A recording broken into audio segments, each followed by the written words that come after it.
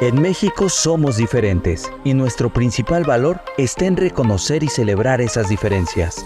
Las pantallas de cine nos han ayudado a reconocer los rostros, los cuerpos, los muchos y muy distintos sueños y desafíos que nos pueblan. El cine mexicano es, precisamente, la celebración más contundente de nuestra diversidad. Por eso, lo festejamos desde 2017, cuando el Senado de la República aprobó reconocer el aporte de la cinematografía mexicana a la diversidad cultural. Desde entonces, se conmemora cada 15 de agosto. Lo llamamos el Día Nacional del Cine Mexicano. Atrapasueños, la diversidad de nuestro cine, celebra este ejercicio multitudinario de voces, presencias, siluetas, gestos que pueblan nuestra pantalla. Y parte de ese festejo es revisar cómo son todas esas facetas, en las que muestran su dinamismo, sus urgencias, sus posturas ante el mundo, cómo todas aportan su peso para que el cine en México siga siendo el espacio de la inclusión y la diversidad. Conozcámoslo.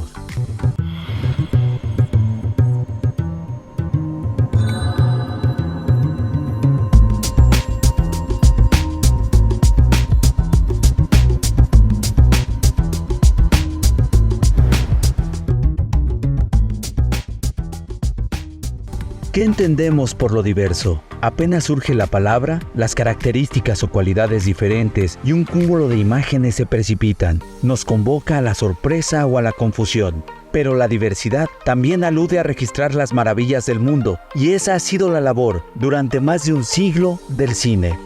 ¿Qué es el cine sino una invitación a hacer del mundo un territorio diverso? Así lo reconoce la directora María Novaro desde su mismo origen.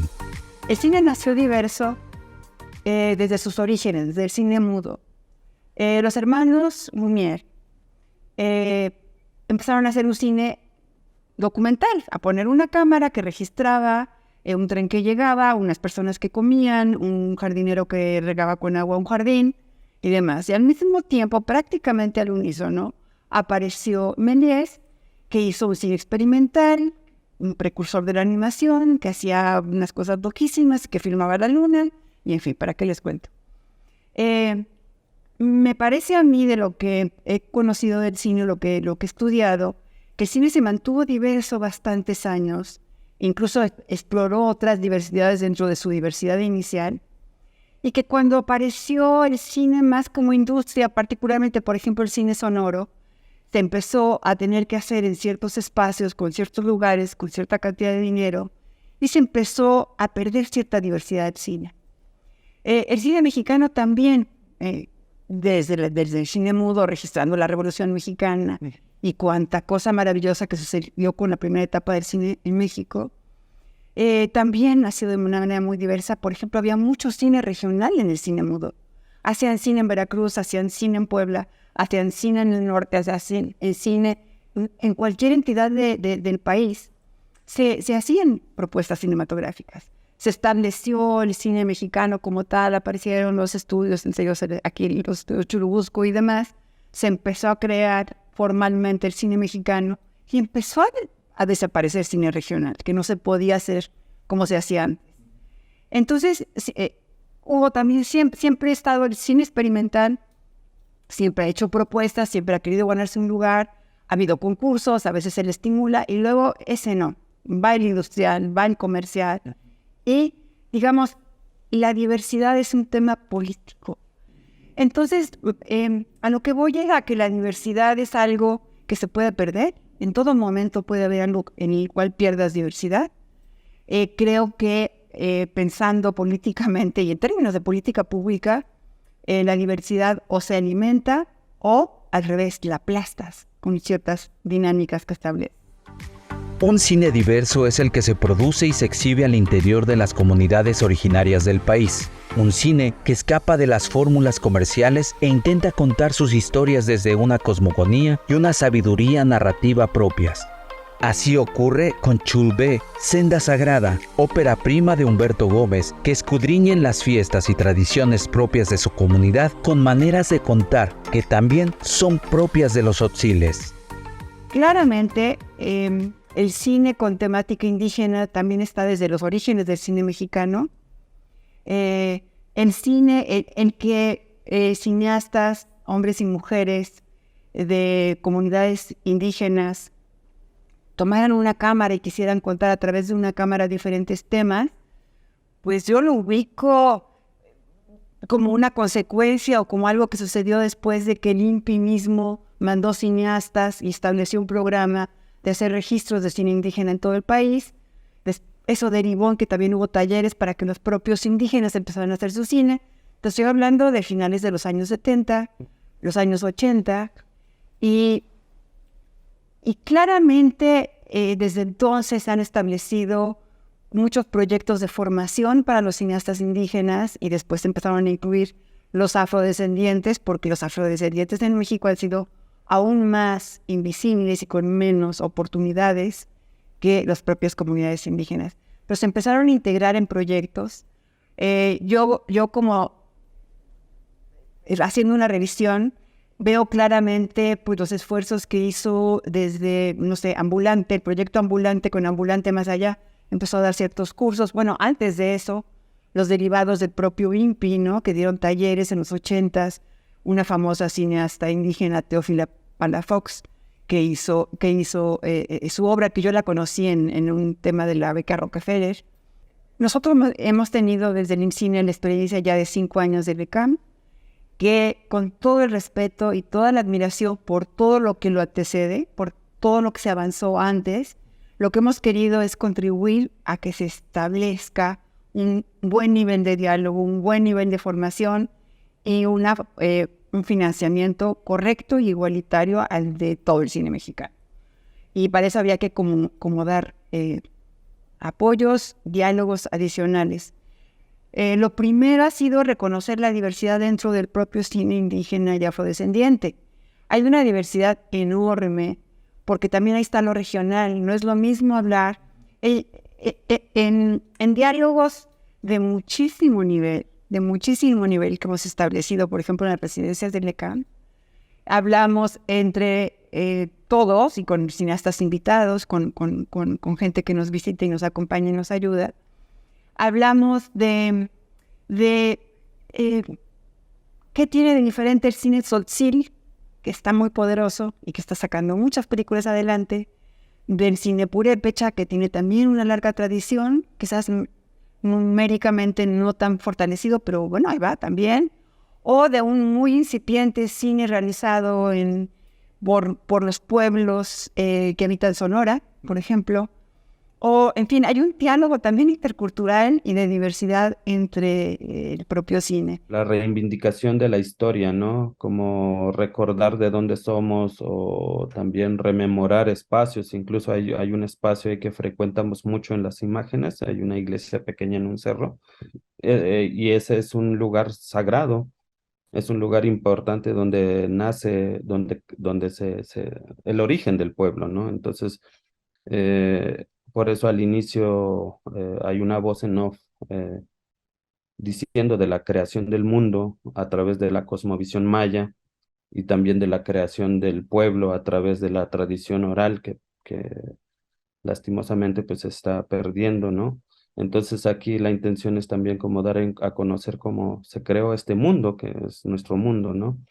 Y y fuimos recurriendo también en esta voz en off constantemente para ir construyendo y no solo sea como un momento, como esa voz que solo da una pincelada al inicio, sino que también decidimos que hubiera una continuidad en donde nos va transportando esa voz y dándonos detalles, ¿no? A la realidad que cada uno vive. Ha sido una construcción, ha sido una relación al inicio un poco difícil, pero al ser de San Andrés Larraínzar, pues también te van conociendo, ¿no? Como también otra de las labores que he empezado es como la creación de la memoria audiovisual de mi pueblo, ¿no? Porque realmente no se tiene, y ese es un trabajo que he asumido. Y y ha sido como un diálogo constante también con las personas desde un inicio, como pues siempre se cuestionan, ¿vas a lucrar con nuestra imagen? ¿Qué vas a hacer con eso? ¿O por qué? ¿Para qué? ¿De qué? Siempre hay preguntas, ¿no? Entonces creo que ha servido mucho este diálogo con ellos, de explicarles, y lo más importante es que ellos vean los resultados, porque en muchas ocasiones llegan personas a grabar, a tomar fotos y jamás se vuelve a ver el resultado, ¿no? Entonces también ahí se da la desconfianza por parte de ellos porque quisieran verse, ¿no? El cine de las distintas ciudades y regiones del país se va recuperando poco a poco. Lejos del centralismo capitalino, nuevas miradas y narrativas se van haciendo presentes en todas las zonas del país. Uno de los ejercicios más interesantes es el que realiza el Clúster Audiovisual en Aguascalientes, donde se crea una comunidad diversa de cineastas y técnicos que organizan de manera horizontal y cooperativa su manera de producir cine. Y el cine regional son términos que se entrecruzan. Yo creo que no solo lo regional, sino también la palabra inclusión. Inclusión regional y esto de lo que hemos hablado de cine indígena son términos que se cruzan en muchos momentos. Pero el cine estrictamente regional, efectivamente ha tenido momentos en la historia, lo identifico muy claramente en el cine mudo, que había, en términos relativos al cine que se hacía, era poderoso el cine regional y se fue perdiendo porque se centralizó, ¿no? Y es importante reconocer dónde está y tener políticas públicas que lo hagan crecer y entenderlo y posicionarlo. El cine de Jalisco es claramente ya un poder grande en el cine mexicano, tiene muchísima importancia para el cine de animación, por ejemplo, en particular, claramente está siendo como la punta de lanza del cine de animación en México, no por menospreciar el cine de animación en otros lados, pero es muy poderoso. Y el cine de Jalisco está muy reconocido, tiene sus propios estímulos, dinámicas. Nosotros mismos lo registramos en el anuario, en fin, ahí está muy bien posicionado. Es una cinematografía fuerte, tan fuerte como la de algunos países, ¿no? Pero hay muchos más cines regionales. Como contrapunto, no quiero dejar de mencionar todos los que hay, pero por contrapunto, el estado de Aguascalientes tiene un clúster audiovisual y cinematográfico, está produciendo mucho cine. Hay políticas públicas del propio gobierno que están estimulando que se haga mucho cine y se está convirtiendo, siendo un estado de mucho menor tamaño, mucha menor población, en un gran foco de producción cinematográfica en México que además detectamos y queremos que nuestros apoyos les sirvan y estimulemos y demás. Justamente vamos a ir a una reunión este año, a fin de año, allí ya fuimos a otra, porque es un lugar donde se hace mucho cine, ¿no? Todo esto es muy importante que IMCINE lo tengamos en el radar y que lo que hagamos sea útil para potenciar esta diversidad, porque enriquece el cine regional, son otras perspectivas, otras voces, se organizan de otra manera, producen con otros recursos, y lo que queremos es que estén en igualdad de condiciones en sus términos, en los términos que cada cinematografía proponga, ¿no? Pero la riqueza del cine regional, pues es otra cosa que sí estoy orgullosa de que se está viendo en estos años, otra vez potenciado, no que lo inventamos, ni muchísimo menos, ni lo descubrimos, pero sí lo estamos potenciando y es nuestra obligación y tiene que resultar que lo estemos potenciando, ¿no? Nace en Buenos Aires, en Argentina, bajo la figura de un cineasta que se llama José Celestino Campuzano. Este concepto de utilizarlo, la palabra clúster, pues también es un poco jugar con las reglas de la industria, ¿no? Que propone una forma de organizarse a partir de distintas, varias industrias, ¿no? Se unen para formar un clúster y hacer proyectos en común, generar acuerdos, etcétera, ¿no? Esta fue, digamos, el espíritu, sí, unirnos, pero no somos empresas, digamos, que tenemos los recursos y los recursos económicos y las potencialidades que tienen otras industrias, pero sí tenemos un interés de formar proyectos en común. Entonces, esa fue la lógica con la que se arman estos clústeres que hay a lo largo de Latinoamérica, y tenemos la fortuna de tener en Aguascalientes nuestra sede, y esa es la idea, juntarnos no solamente empresas, sino agentes del sector audiovisual tan diverso como pueden ser personas que se dedican a la carpintería, actores, actrices, gente de catering, obviamente directores, productores, fotógrafos, toda la amplia gama que tiene la cinematografía.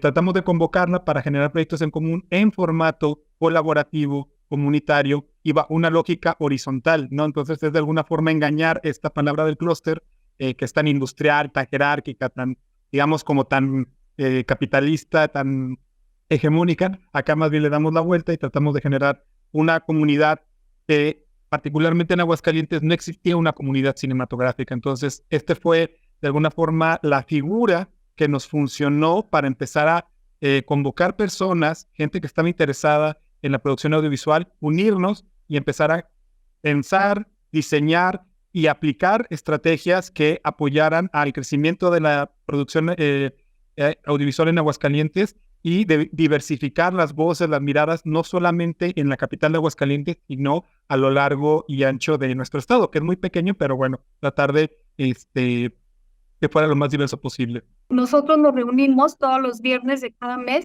en un café aquí en Aguascalientes, en el centro. Ahorita, bueno, actualmente somos cerca de 40 personas. Entonces, lo comunitario se refiere a precisamente a hacer esta comunidad, reunir a las personas, porque en Aguascalientes no existía esta figura de reunión de cineastas, ¿no? Entonces nos reunimos y cada uno aporta, ya sea equipo técnico o su trabajo de las producciones locales. Nosotros no manejamos directamente dentro de la dinámica del clúster dinero, sino que manejamos intercambios. No, sí manejamos dinero, pero ahorita les cuento esa parte. Manejamos intercambios porque, por ejemplo, si yo quiero hacer una película que quiero dirigir, a alguno de mis compañeras o compañeros participa con su equipo de sonido, otros con su equipo de fotografía, y después yo trabajo en la película de ellos, ¿no? Entonces yo pongo entonces mi equipo, el equipo con el que cuente, y así vamos rotando, ¿no? Nosotros también hemos bajado recursos de INCINE, hemos trabajado también con dinero, pero también siempre tratamos de mantener estas dinámicas de colaborar y de cooperar, y sobre todo la reciprocidad, es lo que nos interesa mucho. Si yo recibo algo del colectivo, tengo que dar algo al colectivo, ¿no? Y por lo general es trabajo creativo. En los últimos años se ha visto un incremento exponencial de la participación de las mujeres en el cine. Ellas toman las cámaras, escriben y dirigen, ganan premios y se convierten en referencias definitivas para todo tipo de audiencias. Su inclusión refresca las historias que ocurren en las pantallas. ¿Las mujeres por fin han logrado establecerse con firmeza en la cinematografía nacional? Mitsuko Villanueva, productora y presidente de la Asociación de Mujeres en el Cine y la Televisión, hace un balance sobre esta novedad que se despliega en nuestras pantallas. En mi experiencia personal, la primera diversidad por la que luché, la primera razón de ser por la que quise hacer cine es para expresar mi voz de mujer y mi punto de vista femenino en un cine que no lo tenía. Y obviamente devoré toda la información que pude de ver qué mujeres se hacían cine en el cine mudo, cómo le fue en la vida a Matilde Landeta, por qué se tuvo que hacer un traje de hombre, por qué cuando la contrataron como asistente del Indio Fernández su labor era controlarle el tequila y controlarle la pistola. Eso es lo que le dijo el sindicato. Ok, te dejamos entrar, pero porque necesita ser una mujer la que pueda controlar que el Indio, me lo dijo la propia Matilde, solamente una mujer va a poder controlar que el Indio Fernández no saque la pistola en el set, porque lo hacía, y le controles, no que no beba tequila en su rodaje, sino que pues pueda terminar el llamado del rodaje, ¿no? Entonces le dieron su credencial de STPC a Matilde Landeta porque pues ella sí iba a poder hacer la AD, que iba a poder controlar eso, porque era mujer y era femenina y somos más así. Bueno, todo eso me fascinaba. Y yo estaba en el CUEC, cuando yo estudié, prácticamente en todos los niveles, la mitad éramos hombres, la mitad éramos mujeres, estábamos en igualdad de circunstancias, y salía de la escuela de cine, se acabó, no más. ¿Qué estaba pasando allí, no? No basta con que estemos allí, ¿no? Matilde vistiéndose de hombre, Marcela queriendo demostrar que sí puede hacer esas mismas películas, sino solo queremos hacer otras. ¿Cómo la ven? Pero queremos hacer el cine que se nos dé la gana hacer. que nos refleje y con el que nos identifiquemos, y que no es igual el de Marisa, el de Busi y el mío y el de tantas otras mujeres cineastas de mi generación que hacían 16 milímetros o que las que estuvieron en el colectivo. En fin, queremos hacer las películas que se nos den nuestra regalada gana hacer. Sí, mira, yo creo que hemos logrado un gran cambio colocándonos en áreas que tradicionalmente ocupaban los caballeros, sobre todo a nivel técnico. O sea, ya podemos decir que vemos mujeres como fotógrafas, que en alguna época era casi imposible, porque bueno, pensaban que no podíamos cargar una cámara, ¿no? Ahora, bendición que ya son entre más pequeñas, ¿no? Foquistas, electricistas, tramoyistas, choferes, escenógrafos, entre otras actividades que pues sí, no hace mucho, hace 8 o 10 años, era imposible considerar, ¿no? Sin embargo, aunque ya logramos acceder a estas posiciones y hemos demostrado que somos totalmente eficientes, eficaces y muy productivas, seguimos teniendo menos participación en temas de equidad en cuanto a espacios de trabajo y salarios. Todavía hay mucho que hacer en lograr también plena seguridad en los espacios de trabajo. Las regulaciones en los espacios de trabajo no solo se debe firmar un documento. O sea, debe haber algo más que comprometa a las empresas productoras, y me refiero con esto a supervisión y garantías de nuestra seguridad. Y bueno, y ni hablar de este tema de seguridad a largo plazo, como servicios médicos garantizados y guardería, que son 2 ejemplos básicos de lo mucho que falta por gestionar y garantizar. Y justo te quiero contar que recién acabo de ver una fotografía que me pareció sumamente poderosa. Y te voy a decir por qué. Es una chica fotógrafa que se llama, y me puse a investigar, Estefanía Carpio, que es una cinefotógrafa, que sale con un bebé, con su hijo, bueno, con su bebé, en una especie de cangurera, que más bien como un rebozo amarrado, y ella con la cámara. Entonces es sumamente interesante y fuerte la imagen, que bueno, a mí me pareció que era maravillosa, como para hacer un gran cartel, ¿no? Y mostrar que es fundamental tener, ella si tuviera la posibilidad de tener durante la producción una guardería en donde pueda tener al hijo, evidentemente pues no tendría que correr riesgo, ¿no? Yo pensaba en el bebé, en un área de trabajo, para mi gusto, peligrosa, o sea, pienso que es peligrosa. Entonces, creo que hay que tomar en cuenta todos estos temas que normalmente sí hemos caminado, pero nos falta todavía mucho por avanzar, ¿eh?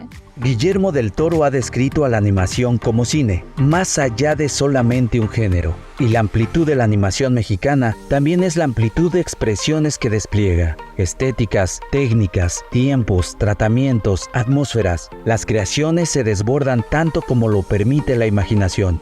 Este año, el Festival de Animación de Annecy en Francia reconoció esta diversidad de la animación mexicana. Uno de los principales promotores de esta experiencia, José Iniesta de Pixelatl, reconoce las infinitas posibilidades de estas experiencias que están ocurriendo en México.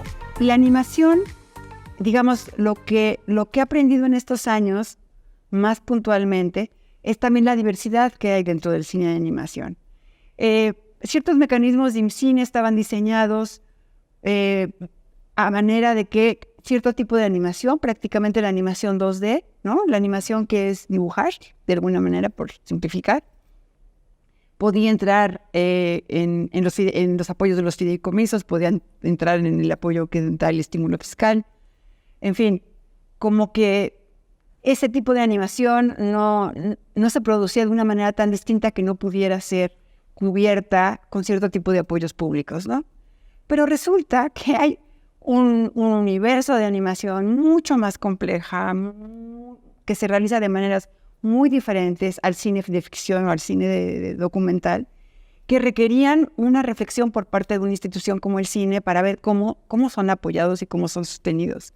Películas de animación, pasó con Ana y Bruno, ¿no? Esta espléndida largometraje de animación que sí tenía el Eficine, pero se tardó 10 años, el Eficine no contemplaba una película, etc. Y resulta que 10 años no es una duración ajena a un cine de animación como Ana y Bruno y muchas otras películas, o las películas de stop motion del taller del Chucho, que luminosamente se generan desde Jalisco, ¿no?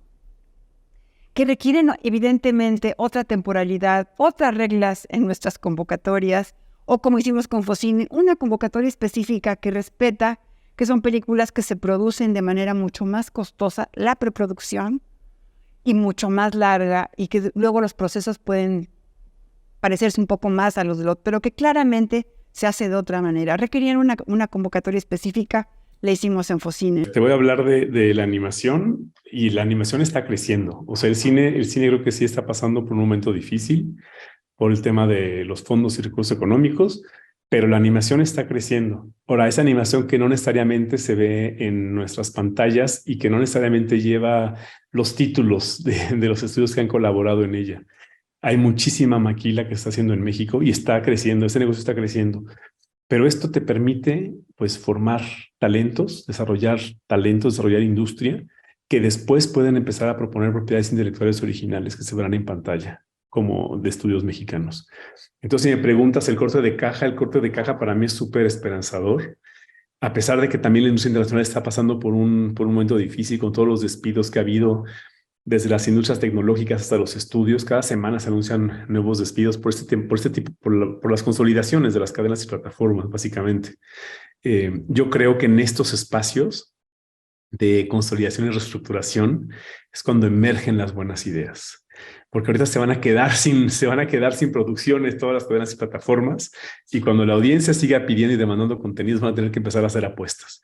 Entonces, para mí es el periodo fértil donde tenemos que empezar a colocar nuestras semillas para ver los contenidos en 2-3 años que la industria está otra vez nuevamente, pues, creciendo y en un estado, en la parte alta de la ola. Todo comienza por un lugar sin fronteras, una necesidad de crear y transgredir lo establecido, situarse en colinas inexploradas para encontrar nuevos caminos y nuevas maneras de contar historias.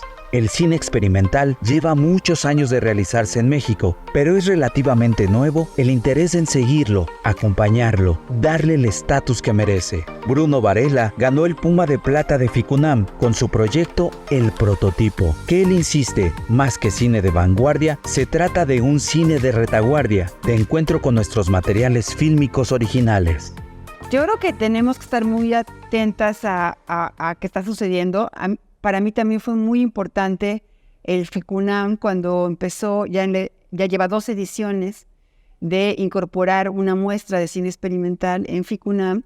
En la primera ocasión me tocó moderar una charla entre cineastas experimentales. Con Bruno Varela tengo una amistad de muchísimo tiempo. De hecho, con Bruno Varela éramos parte de un festival espléndido que se realizaba en Yucatán, en la península, que se llamaba Geografías Suaves, que incluía cine indígena, cine en lenguas, cine regional, cine experimental, porque se cruzaban las películas totalmente.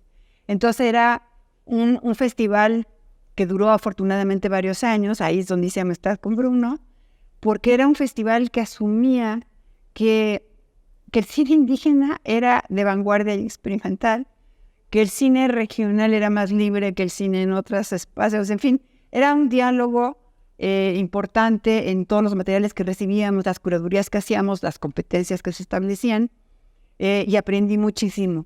Pero efectivamente son también tendencias. El cine experimental pues tiene momentos y tiene tendencias. Y esto que es en el cine experimental donde se está reflexionando y recuperando y resignificando lo que era el cine fílmico. ¿Se perdió algo? ¿No se perdió algo? ¿Significaba un lenguaje distinto en alguna otra manera aparte de lo tecnológico o no? Y sí, claro que sí. Hay muchas cosas que reflexionar en esta transición tecnológica, no nada más la transición tecnológica. ¿Y quién lo está haciendo fehacientemente con lo que hacen? El cine experimental. ¿Cómo no se va a apoyar el cine experimental? Por otro lado, no sé, en los 60s que existió el concurso de cine experimental, yo quería recuperar el concurso de cine experimental, pero pues ya no lo logré. Pero en los 60s que se estableció el concurso de cine experimental, pues muchas de las películas que competían como cine experimental, pues no lo eran. Y claro, el gran momento de ese concurso de cine experimental, pues fue la película de Rubén Gámez, ¿no? La Fórmula Secreta.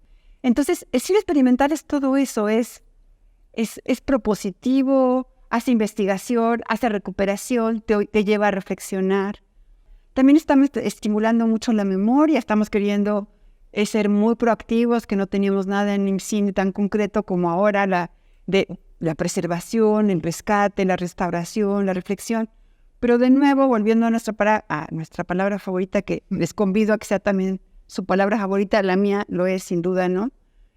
No sé la palabra favorita, palabra que me orienta y que en todo momento me abre la mente cuando me quiero poner cuadrada, ¿no? Por ejemplo, es una película que yo definiría como de diagrama, ¿no? Más que de guión, ¿no? Digamos, el guionista lo que estructuraría es una línea narrativa y un conjunto de momentos que se pueden traducir a un guión técnico. Y yo lo que diagramo son muchos de los dispositivos que hacen posible la película. Entonces trabajo con 16 milímetros, con cámaras de cuerda que tengo aquí, con bobinas que plantean un conjunto de límites, ¿no? Que trabajan con ciertas condiciones de luz, óptica.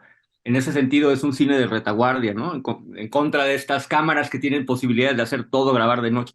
Yo trabajo con equipos que tienen ciertas limitaciones. Entonces, para poder volverlos, digamos, dispositivos en presente, hay que jugar en ciertas condiciones. Eso lo vuelve súper materialista, ¿no? Y mucho de lo que se trabaja, digamos, con estas máquinas, a diferencia de los visores que te permiten como tener certeza de cómo va a salir, es lo opuesto, ¿no? Como después hay un proceso fotoquímico, que después yo escaneo y lo llevo al digital. Entonces, toda esta curva que parece muy técnica para mí es muy importante porque en esa puesta en relación de los materiales hay un conjunto de imágenes que van a suceder, muchas de ellas fuera de mi control, y entonces establece este primer juego, que estaría quizá en relación con otras formas de inteligencia y de vitalidad. Me recuerda, no sé, Epstein, ¿no? Su cine del diablo, ¿no? O sea, el cine como una máquina que puede presentar un mundo que no es posible percibir o relacionarnos con él, sino es a través de estos múltiples mecanismos e instituciones que juegan, ¿no? Pues pensarlo más que como una máquina que nos presenta la realidad, es una máquina deformante que nos hace conscientes, por ejemplo, de otras temporalidades, ¿no? De otras relaciones espaciales, ¿no? De preguntas obviamente que están puestas ahí. Hay muy pocos humanos, ¿no? Yo los insemino, ¿no? Casi que es una película que podría estar hecha con plantas y piedritas, ¿no? Porque el interés no está en contar un drama, no hay un héroe, ¿no? Que progrese. Es la propia película la que un poco cuenta su materialización y después su desmaterialización como experiencia. A través de géneros como el horror, el thriller o la comedia, el cine mexicano busca espacios para audiencias amplias y creación de espacios comerciales e industriales. El reto está en trascender los formatos asimilados desde fórmulas hegemónicas que se limitan a ver al cine como un ejercicio de entretenimiento para hacer del género un punto de partida que debata y represente los temas que le importan a este país. Cine de género dirigido a las audiencias mexicanas que desde las convenciones aspire a la autenticidad. Mario Muñoz, director del thriller Los Minutos Negros, nos comenta por qué le interesa el género negro como forma personal de explorar el cine. Yo lo celebro muchísimo porque es diversidad, ¿no? O sea, si algo me provocaba cierta ironía a veces al hablar era decir pues que el cine mexicano no era la comedia romántica, porque mucha gente cree que el cine mexicano es comedia romántica, porque es el único estreno que vieron durante años en las salas comerciales. Entonces dicen, no, mismos funcionarias me decían, es que el cine mexicano solo es de comedia romántica, no se ve, pero no. Y hablar de otros géneros cinematográficos empieza a ayudar a eso, en términos de la diversidad, del propio cine comercial y de todo. Pero justo Huesera, que es una película extraordinaria y que la vamos a estar utilizando en muchos momentos para hablar de muchos temas y que es punta de lanza para ayudarnos a avanzar y a reflexionar en una mejor sociedad y a que el cine mexicano siga enriqueciéndose, pues la misma Huesera se enriquece porque están estos vasos comunicantes con el feminismo, con la diversidad de las mujeres, con el lesbianismo, con la diversidad en una propia ciudad, ¿no? El querer estar en una colonia y renegar de tu Iztapalapa. En fin, tiene como muchas reflexiones que ponen allí en esa película de horror? La diversidad. Tal cual, la diversidad. Por eso es riquísima. No es nomás una... no lo digo peyorativamente o no debe haberlo dicho, es nomás. Es una película de horror, sí, pero es una película de horror que abarca tal diversidad de temas, con tanta habilidad y tanto poder, que es una película excepcional. Porque el cine comercial, la forma industrial de hacer cine, sí simplifica, sí repite, sí se niega la experimentación, sí le apuesta a lo que va a ser dinero porque ya hizo, y luego ni hace, pero como creían que sí hacía, entonces la repito porque esa sí hizo dinero, sí se desgasta, sí te hace con fórmulas, sí hay inteligencia artificial ya escribiendo guiones, sí viene un momento de inteligencia artificial en que se hagan las cosas por receta. Wow. Apostarle a lo humano, apostarle a la maravillosa diversidad de lo humano, tiene más sentido que nunca. Creo que a mí lo que más me interesa es el género. Este es un género que me habla mucho personalmente porque siento que hay una serie de temas que a mí me importan, que tienen que ver con la justicia y el tema del héroe, y, ¿no? Como justo este reto de poder crear policías que puedes seguir y que no necesariamente son los malos de la historia, ¿no? Y el estereotipo del policía. Me parece que es un reto espectacular en México, ¿no? Martín lo ha logrado muy impresionante en sus novelas. Y creo que por eso a mí también me atrae mucho hacerlo. Pero creo que la idea del género como cancha, que es lo que te platicaba hace rato, como una cancha donde hay unas reglas con las que puedes jugar y con las que puedes crear algo original, es algo que me atrae muchísimo. Y ahora, justo platicaba el otro día, pues me preguntaban una cosa sobre influencias para los Minutos Negros. Y decíamos que para mí tal vez la influencia principal y un cineasta que cada vez está más presente para mí es Akira Kurosawa, porque él justo siempre habló desde su cultura, pero tomó prestados géneros, ¿no? Hasta Shakespeare, ¿no? Y entonces con estas ideas y con estas reglas, el cuate crea piezas muy únicas, hablando de, bueno, sí, el cine negro, pero ¿y en Japón? ¿De qué hablas en el cine negro? Pues resulta que también hay corrupción, pero la corrupción es distinta, ¿no? No es la corrupción policíaca, es la corrupción de los ejecutivos, ¿no? Del dinero, del interés en el dinero. Bueno, pues entonces... Uh-huh. Creo que eso para mí esa es como la gran inspiración ahora, decir, cómo tomar estos géneros y hablar de México. Lo que quiero decir es que la diversidad son muchísimas capas, muchísimos niveles. Lo hermoso de hablar de diversidad es que es una palabra que en una sola palabra estás no dejando de lado que hay muchísimos temas que considerar, muchísimas capas, muchísimas posibilidades, muchísimos enfoques. Creo que es una palabra profundamente política. Para mí es una palabra que adopté como mi posición política o mi manera de ver el mundo. Si la digo en una palabra, ¿cuál sería? Sería apostarle a la diversidad del mundo, accionar para que se respete la diversidad del mundo. Todo lo que lleve a que no desaparezca un mundo diverso y que todos tengan su justo lugar y todos tengan su forma de expresarse, me parece una acción política correcta. La mayor riqueza de nuestro país es nuestra diversidad. La palabra diversidad sí me acompaña hace mucho y me parece que sí, dejas que tu amor, tu respeto y tu convicción de que hay que hacer las cosas a favor de la diversidad es una buena manera de vivir. México es diverso y su cine lo refleja, porque ahora más que nunca, todos pueden ocupar su lugar. La diversidad está en los espacios que nos conforman, pero también en las personas, las mujeres y los hombres, y los rostros y los cuerpos, y los logros o los retos que nos atañen a todos.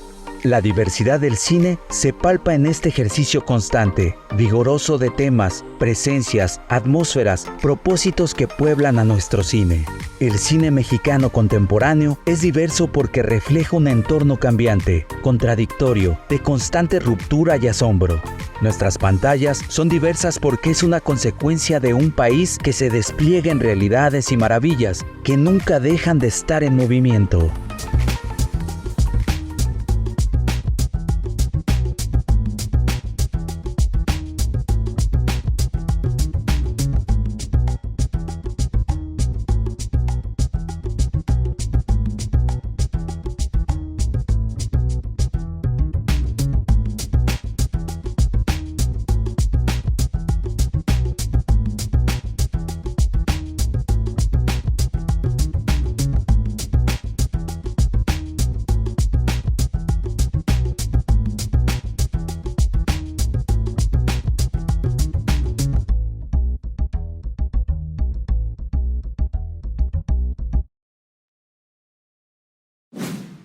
Gobierno de México.